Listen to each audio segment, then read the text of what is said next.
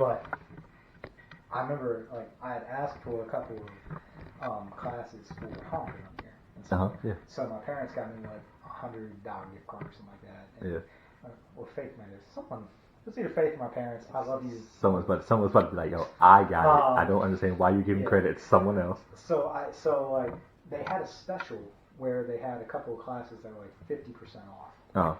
And I went, perfect. So I said, I'm going to take back-to-back classes. So those back-to-back classes were pasta and steak. That's funny. And it's like, I know how to grill a steak, but like, I was still like, okay, let's do a steakhouse thing. But anyway, so like I had asked a couple people, like I just put it out there on Facebook one day. I was like, hey man, I'm taking these classes. Like, does anyone want to come join me? Like Faith didn't have any interest at the time. She was like, you go do your thing. And I said, okay. So I asked a couple people, and so 2 people responded, and so they didn't. Neither of them were interested in the pasta one. They both wanted to come do the steak one. So one of the people, his name is Matt Josephs, who he works for ESPN. No longer 950. ESPN 1061, I think. Sorry guys, if I got that wrong. He's one of their like midday hosts and producers, and he was also on Worst Cooks in America. That's hilarious. Season 10. What? Something like that. I don't That's know. funny. Like it was like 2 or 3 years ago at this point. But so the reason why he wanted to go was because he needed some work before he went on the show. And so like I remember like we were just talking about like how he doesn't cook, like and like he didn't know how, and like it was the thing like he wanted to be able to cook for women on like dates or whatever, and he's like not successful with women, or so that was something that was always talked about on the radio, like one of the shows he was on. So we had talked about that, and so while we were there. And so it was funny, like a week later, he sent me a link, which I thought was a call out for auditions for the show. And I told him, I was like, dude, you need to apply. And he was like, no, look closer. And I was like, oh, this is an announcement of contestants. And he was one of them. I was like, oh, son of a bitch. That's awesome. He got. I remember he got eliminated, and it was such bullshit how he got eliminated. I remember I was unhappy. Who was his? What you call it? He had. I think it was Rachel Ray. Oh, okay. I think so, but I remember they had the episode before. You know, he's a big sports guy, and they play that up. And then the episode after he got eliminated was the Super Bowl. It was the Super Bowl episode. And so they had an ability to save someone. Like the cook, like Rachel Ray or Ann Burnett could have hit the button to save him. And we're like, how do you not do that? How do you let this guy go home beforehand? But yeah, man, I just remember being like, that is such. I felt so proud of him because he did a really good job. Even before when he got eliminated, I was like, man, you did your thing. That was really good. So that's funny. So I think I told you this, but like when you make pasta fresh as opposed to dry pasta you buy, like there's nothing wrong with dry pasta, right? You go to most restaurants, it's probably dry. Unless you go to an Italian restaurant, like a nice Italian restaurant, probably dry pasta. So nothing wrong with it. But fresh pasta, when you make it like this, it's a little bit more stick to your ribs, like especially. You can definitely you don't have to eat as much of it, and for it to be full. And so you get like a not as much on a plate is what you're saying. I mean you can. It's just you're gonna be a lot more full. Like it doesn't take as much. Like you can try and eat just as much, but I don't know if you necessarily want to. So I got salt and flour here. Usually I do this with semolina flour, but I couldn't find it, which was weird. You take it and flour and salt again. You make this little well right here in the middle. And we got some eggs that I already mixed up. For the viewers, I washed my hands before. I'm not a dirty person, so we're clear. He's lying. Got the eggs. And we got a little bit of olive oil.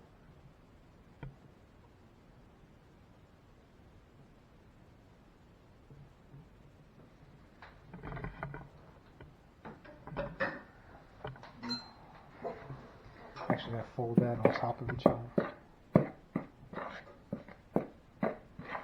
Mix that together. we start getting, want to get a nice tight dough. Once it kind of comes together, we're going to start.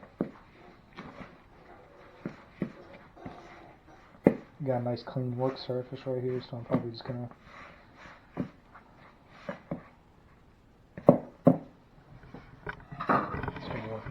here. So you make pasta. It's a little bit of a process, but it's worth it. Like, I've made just fettuccine. I've made stuffed pasta. Stuffed pastas are difficult to make. Clean stuff like ravioli and stuff. Yeah, I did ravioli. Like, I haven't done tortellini yet. That's a process right there. Like ravioli is just like, all right, you turn it onto itself. And you're like, okay, well, this isn't a problem. But the tough thing is you make the big pasta sheet. You're like, all right, how big? Now you don't necessarily know how big. You're like, how big am I about to make these raviolis? And you make them, you're like, oh god, like the first couple that I made were just like giant. It's like flat screen TVs. Like way too big. I was like, okay, well, we'll see. we'll see how this goes. My hope is that if I can ever get this thing to be as big as I want it to be, I can just hire my cousin to do this camera stuff. Oh yeah. That way I don't have to worry about this as much. So this is what we're getting. There's some here in the bottom. I'm not gonna worry about it. This is good enough. So what we're gonna do here is we're gonna work this dough. Thing is, you want it to be shiny, but not like sticky and smooth. So like all these rough edges and stuff.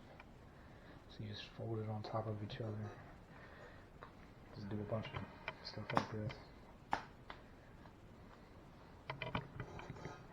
I know for a fact, like pasta is one of those ones where I'm like, I don't have the patience for it. I don't think.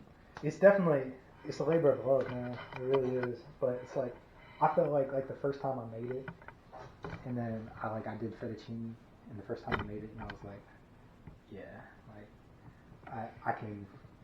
I know, like, I just spent a lot more time on this than I wanted to. Yeah. But I was like, this is good. Like, this is, like, it's one of the, like, we were talking about, like, that excitement level, that rush you get from it. And it's like, that was one of the things that, like, one of the first things I made that I was like, yeah, I definitely have, like, a rush.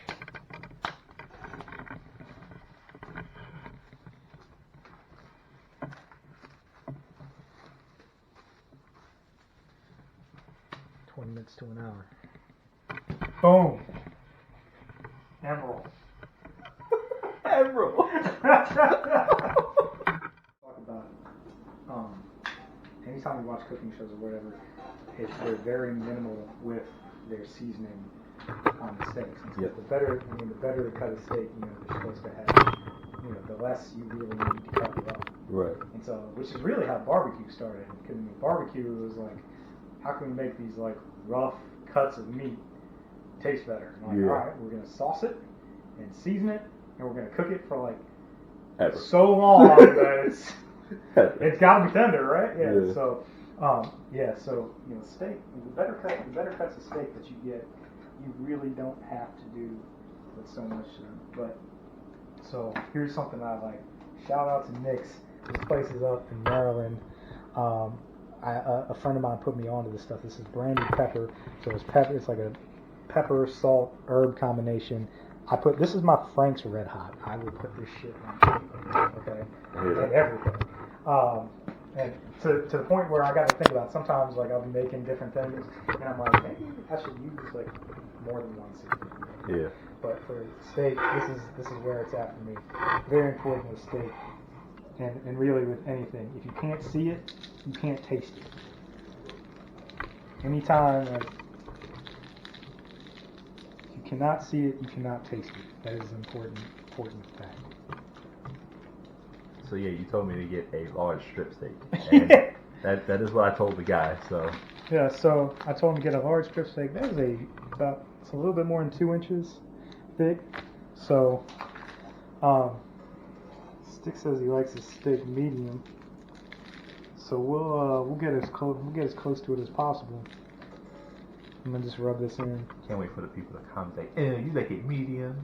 Medium rare. Yeah. So fight me. Listen, that's exactly how I feel. I'm on your show, so it's, I guess where do we go from here? That's it. So the show's over. Yeah. So one thing that I'm gonna do, and we talk about that cooking class that I took with the steak, and there's this method, like like I said, everyone knows how to cook a steak. Everyone knows how to cook a steak to your own liking. Right. But one of the things that I learned, and specifically with a strip steak, which is already the cut that I like, was this method where,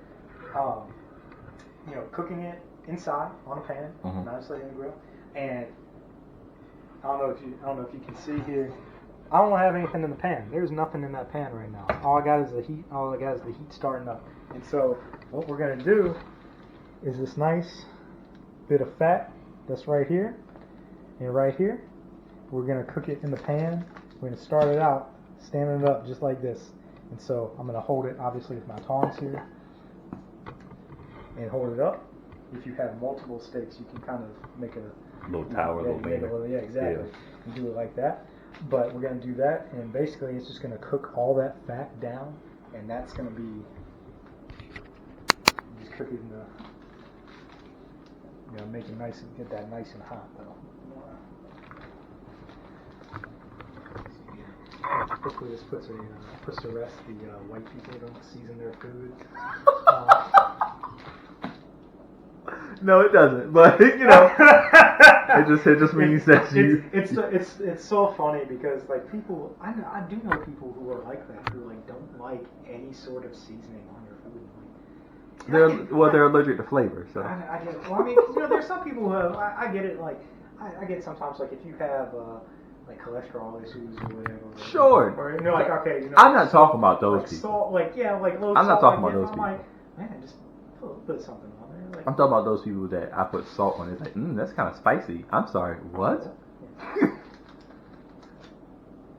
Season your chicken very well. A pinch of salt, girl.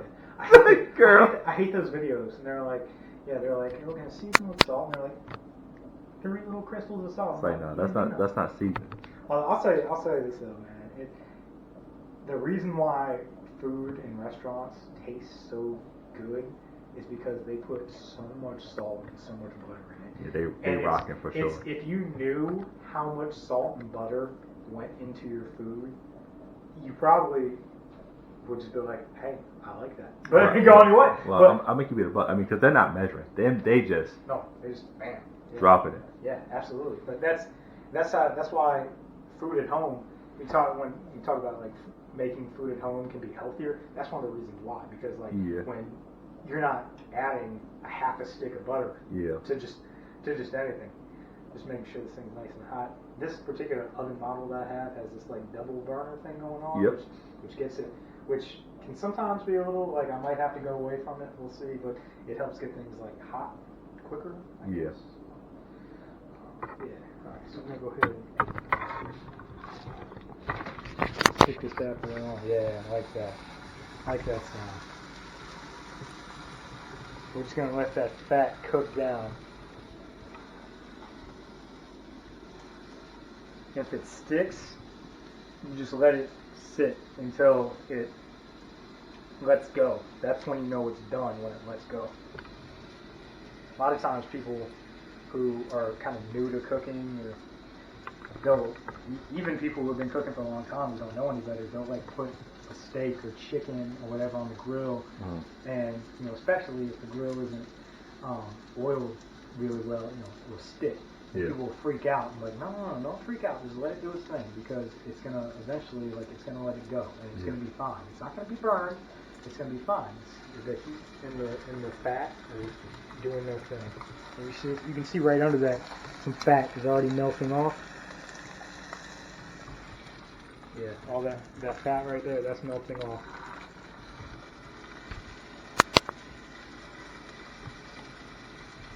Something about cooking food in its own fat is like something primal about it. Awesome. So, I do have my little thermometer here just to be safe, but feel like I can get us to a nice medium. I can just hear the disdain in your voice. Well, here's the deal with the Faith likes her steak medium too, but what ends up happening, I swear this will happen, any bit of red meat that I cook, I'll be like, all right, I'm just going to go ahead and cook it to one temperature sometimes. I'm like, I won't even bother with medium rare for me. I'll just make it medium all the way around. Yeah. And I'll get one that will be absolutely perfect. And it's always the one that I pick. And then Faith will pick one, and I swear to you, it will be like the most medium rare piece of meat. And I'm so confused by it when it happens. I'm like, these two cooked right next to each other for the same period of time. I don't know what happened. But it makes me laugh every time. Like, see that now getting nice and brown, melting off. These thick steaks like this can be difficult sometimes because it's since it's such a beforehand off camera, which you didn't see, is I did a little prep work beforehand, tried to tenderize it a little bit. Bigger piece of meat, it's gonna be a little bit tougher. Yeah, you definitely beat his meat. Hey-o! I poked and prodded at it. Hey! You're right there. Just more of that melted. That's that good stuff right there. So, do you usually not put oil in the pan typically for steaks? No. Okay. No. If I'm gonna cook it, if I'm gonna cook a steak in a pan, this is how I'm gonna do it. Okay. I'm just gonna let now again. This works because I'm using a New York strip steak because it's got that fat cap on the end of it. Yeah. You try and do this with a ribeye, you're just gonna burn it, right? Gotcha. Or filet, God forbid. Faith loves filet mignon. I guess everyone loves filet mignon. I'm not a big fan. Why though? Fat is what gives you flavor, right? And there's no fat on it. So I feel like you've got to rely on other methods. Like seasoning?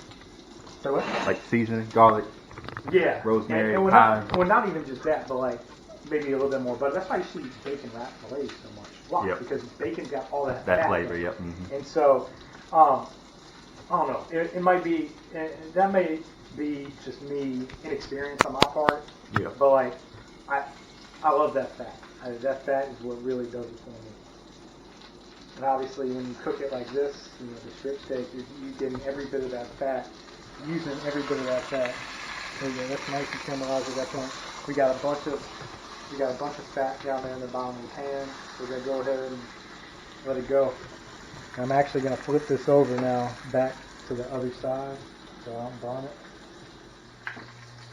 I'll give it a check here, a quick turn, quick flip.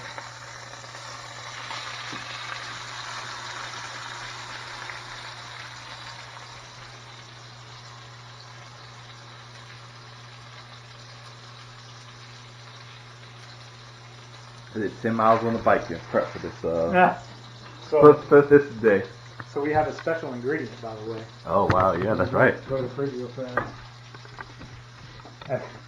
Shout out to the breast milk that's in here, right here. How about that? Yeah. Breast milk, you made my day. So same class, right? Same shape class. That's it.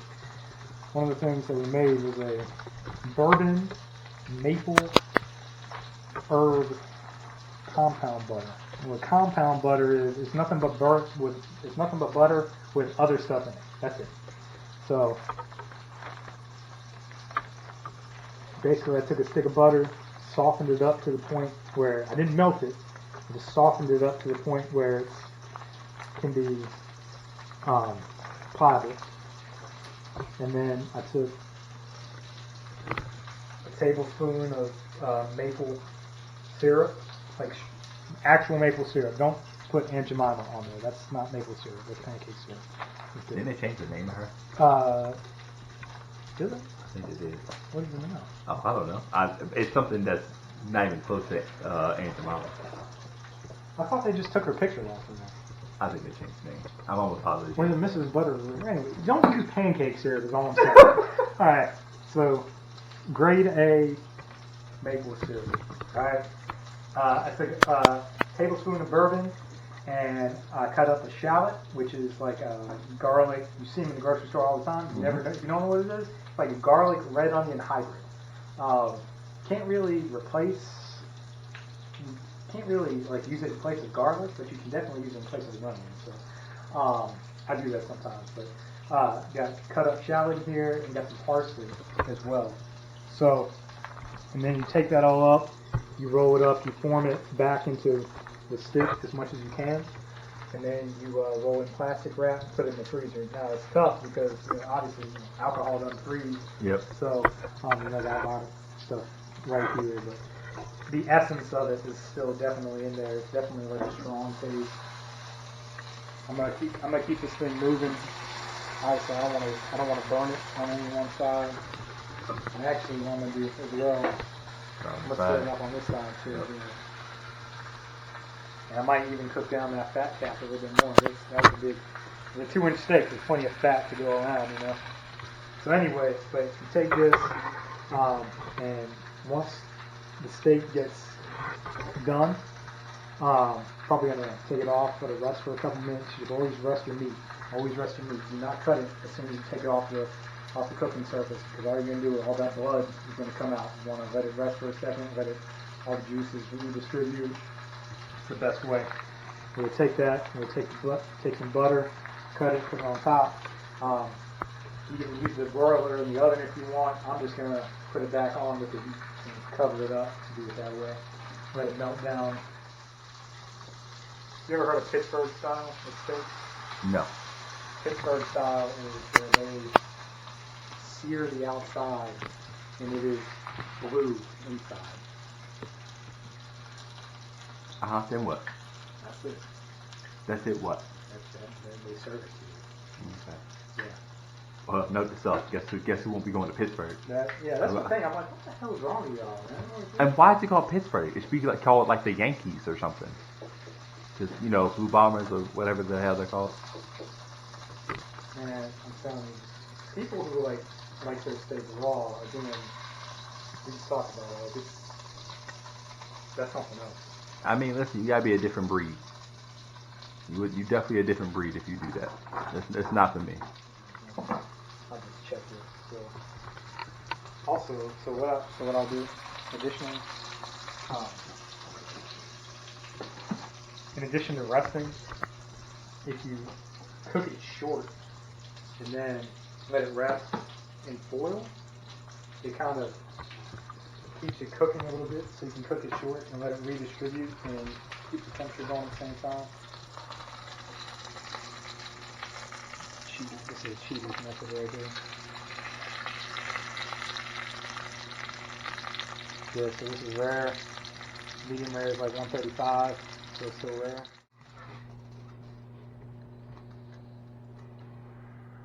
Alright, we're going to put that out back on for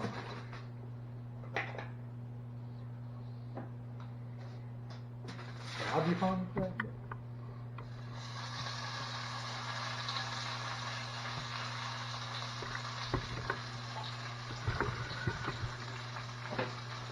Obviously, the thicker the steak, the longer the cook. Yeah.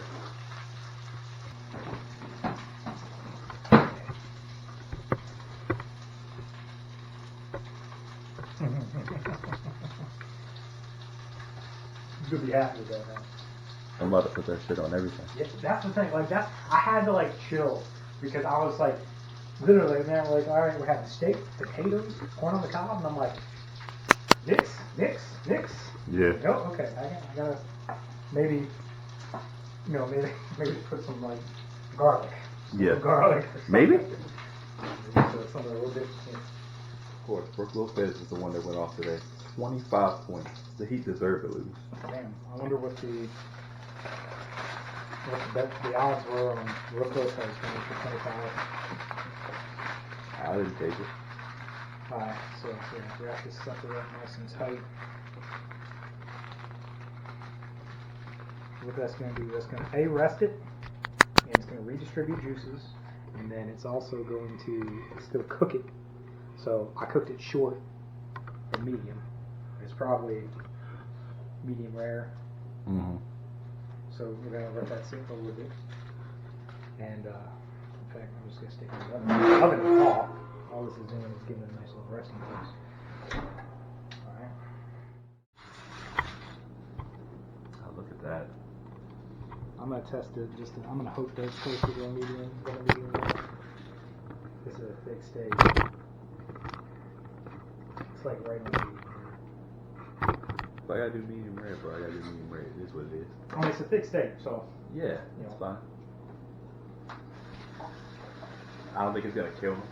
I mean, to be perfectly honest, when I cook steaks at home, I feel like I'd be making it medium rare. Because I don't have to take the time to be like. You know what's funny? You know what's funny is that like a true medium rare, like when you go to a restaurant and order a medium rare, you get it. No. Like wait, no. If you go to a restaurant, if you go to a steakhouse and order medium rare, it's so much more rare than you think it's going to be. So, all right. So here's what we're gonna do. Usually we do this method. We would then stick it in like the broiler, and I don't want my oven is not great, and I don't want the fire alarm going off. Facts.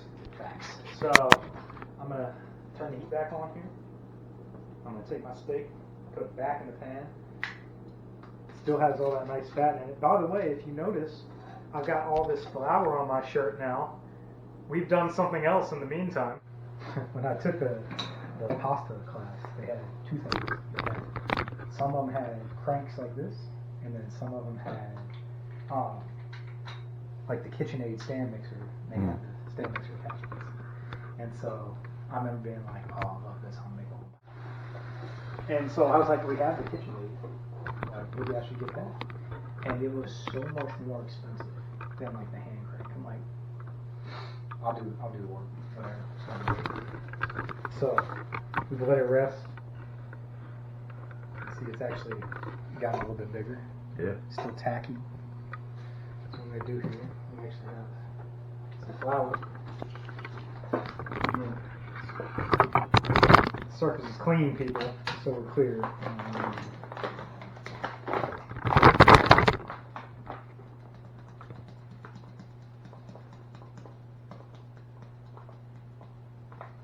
Now chop it up in a line. Just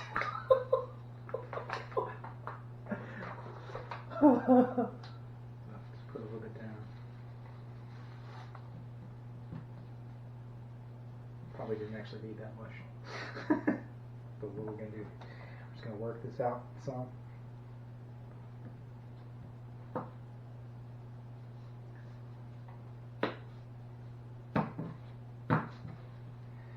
And so we're going to come over here to this magical device. There it is. Magic. The pasta maker. Stick, I'm going to actually need your help on this one. What? Yeah. Okay. So hold on, come in and zoom in on this thing. I want the people to see this. So we got the magic dial here. It starts at number 0. So every time you do this dial, it takes the blades closer together. Okay. So the thicker the pasta, the lower the number you gotta go. And then you do them a couple times, and then depending on what you're doing, like if you want like a thicker noodle, you can stop early. If you want like an impossibly thin noodle, which is you just keep on. So what I'm going to do here, this is why I might need your help. So I'm going to. I'm not going to be in the shot at all. Push this down just a little bit. Stretch this a little bit. And actually, I'm going to.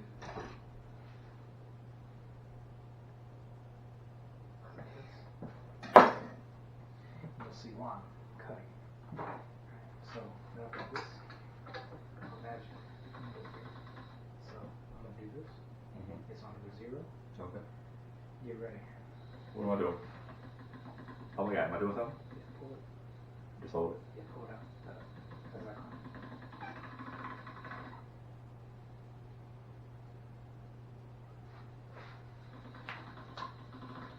And the other thing, the good thing about these right here is, sometimes like if it gets too thick and there's like a misfeed, just go in.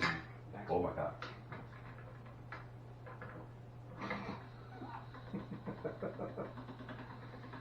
Alright, so there's a couple cranks there. And then we're going to go to the next setting.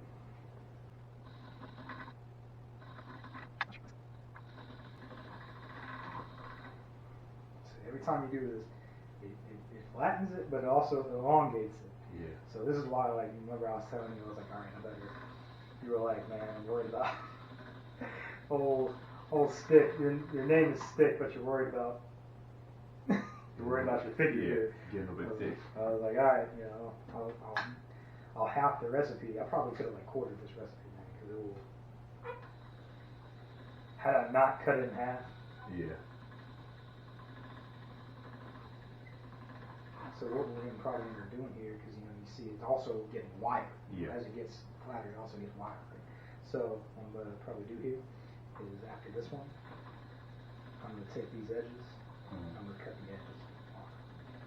Yeah, see right here, you see it's like starting to cramp. Which one I'll do with that.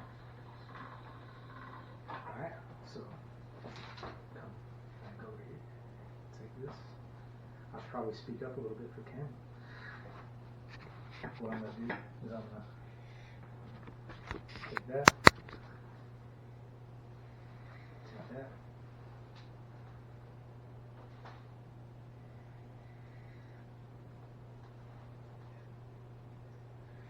take that, and then I can take this and I can send it through again after that. I can take those scraps. I mean, but we're gonna keep going. Like we're gonna get this nice and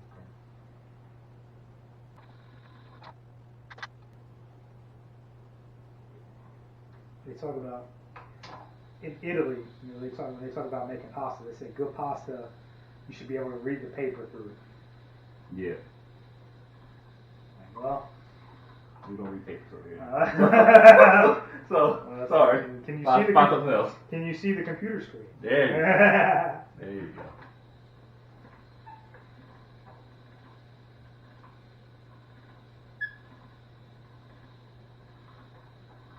Crazy. Yeah. Just keeps on keeping on like that. So I think that's good. I think that's nice and thin. I mean, we could take this thinner, but I think this is good right here. So what we're gonna do now? Let's make fettuccine. All right. As opposed to spaghetti. So I'm gonna take this on. So this side does the wide. That's how it takes care of flattening it out. Now.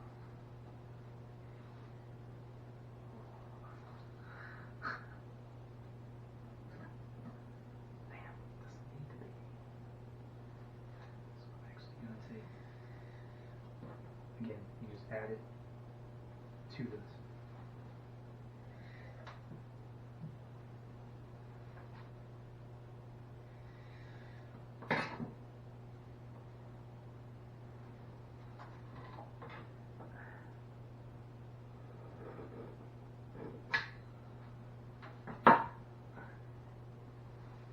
I'm going to get you to hold it. Hold it. You hold it from the top right there. You ready for this?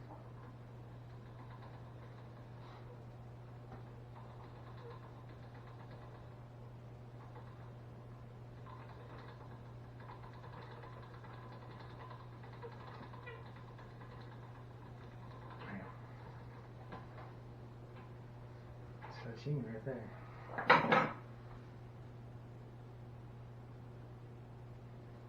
Take that. So, if I was a real pro, I'll have a little drying rack. Right. You put some flour on it, let it dry. We don't have all that, so We don't have all I've got this to kind of put it right here for the time being.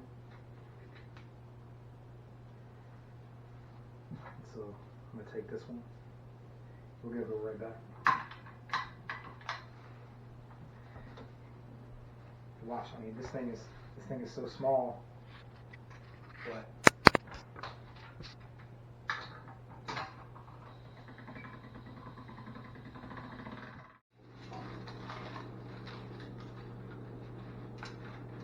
Is this flour, Jonathan? Or did you go to Miami? So what we're gonna do right there. Take that. We've got this nice butter that we talked about earlier. It's butter, baby. Butter, baby. And I made a whole stick, and I don't know why, because I'm not going to use it for anything else coming up. So I just wasted a stick of butter. But, You might end up using it again. I'll rewrap it. So just make up a reason. Buy things that you'll use it for.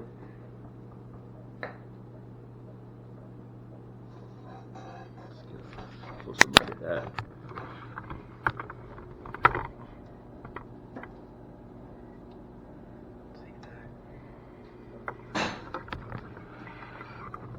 You might be like, why are you putting so much butter on it? But remember what I said earlier. You go to restaurants, you're going to get all the butter. So. Also, just mind your business. Yeah, mind your business. Yeah, just mind your business. I'm trying to give, just trying to make sure Stick lives his dreams. That is not right. Nope.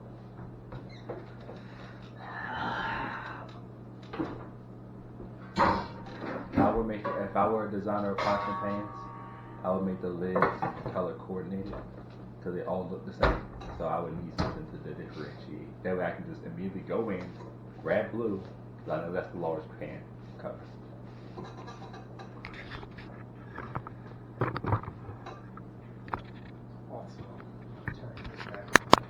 Keep that popping. The sauce is thick as hell. I made this Alfredo sauce earlier, and it is thickened. And we're gonna do pasta. I don't know if we want that on top of it. It's more like cottage cheese right now. Now, see, when you do this in the broiler, this is obviously a much faster process. Just get that nice and spread. It's a good look. It's a good looking thing. Like after the butter melts down off of it, you got all those herbs and the shallots that are left there. Like it's just a good looking topping.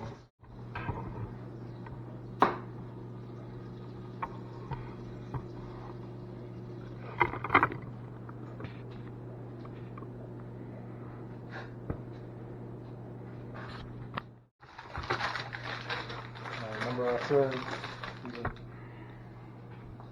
You know where we're going. This episode is brought to you by NYX branded pepper.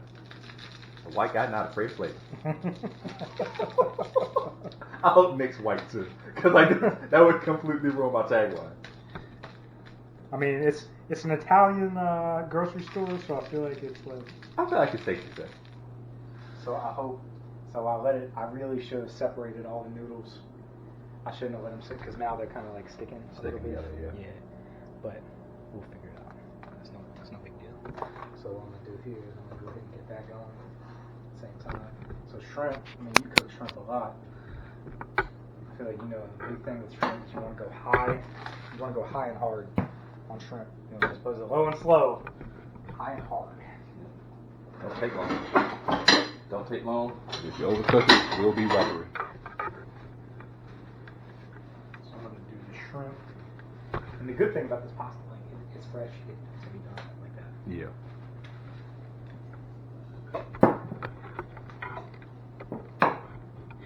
You salt your water. Yeah.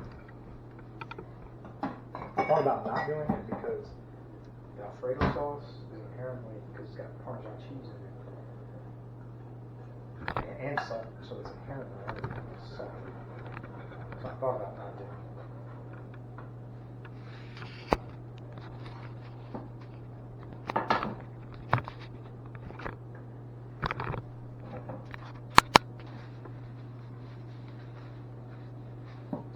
I appreciate the fact that we gotta keep this mess out. Edit any bit that you see this.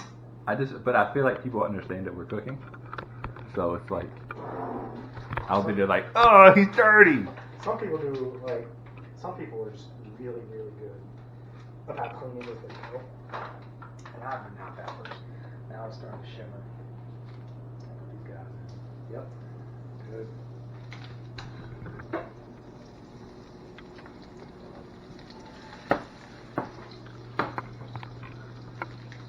Shrimp. So finished. You talk about it like, yeah, you overcook them, they get rubbery. Yep. Sometimes, sometimes it's, you want to be careful with them. Sometimes they're already kind of curled up like this, and sometimes that's kind of the way to tell.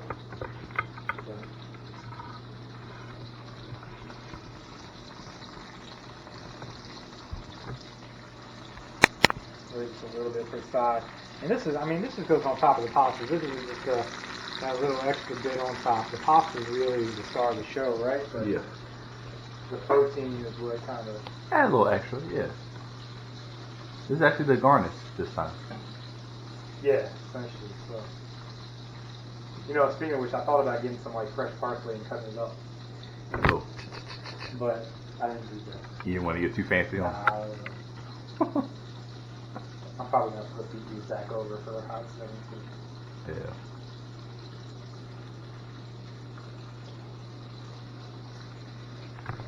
So when you put the pasta in, how long is that going to take, you think? Pasta is going to take a minute or two at most. Like yeah. It's already so soft. This is fresh made, so it's not going to take long at all.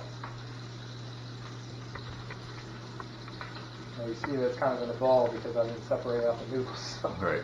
So it's not going to be. It might not be pretty when it hits the dish. That's a rookie mistake by me. I mean, for someone who has made it before, I should know better. But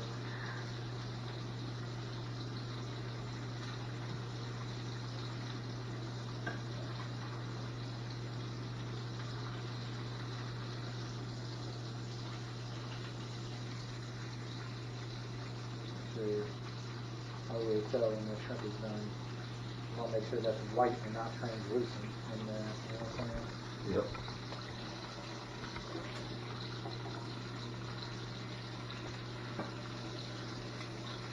And nice and hot. So what we're going to do, I've got the pasta water boiling right here. I got this pan. It's cooking the shrimp. This is all flavor right here. I'm going to just wipe out this pan just a little bit just to get some grease out. Yep. And I'm going to use this for our pasta. After the pasta boils, the best pasta you're going to have, you're going to cook it in a pan with the sauce. Yep. The sauce shouldn't be just poured on top. You put the sauce in the pan with the pasta, cooks it into it, makes it stick to it a little bit better. Put these off to the side.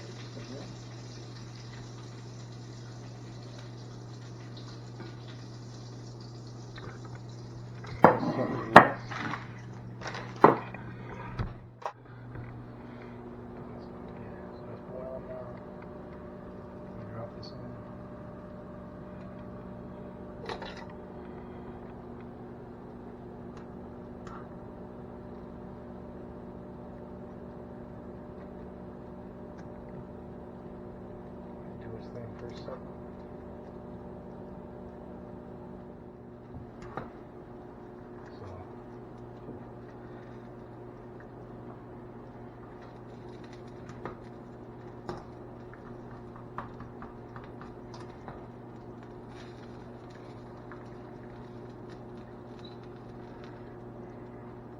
Right here.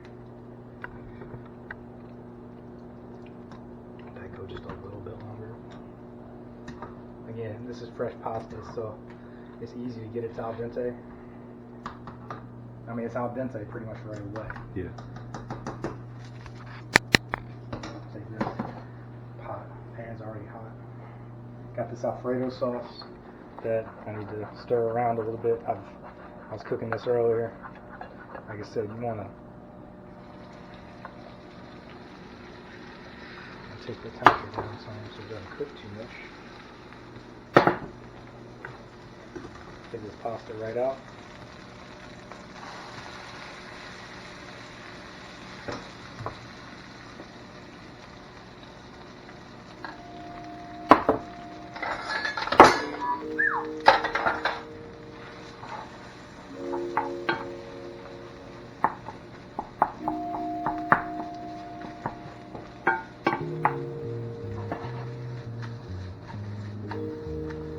Good at that. I do that, shit going everywhere. Yeah, Everywhere. Nobody's safe.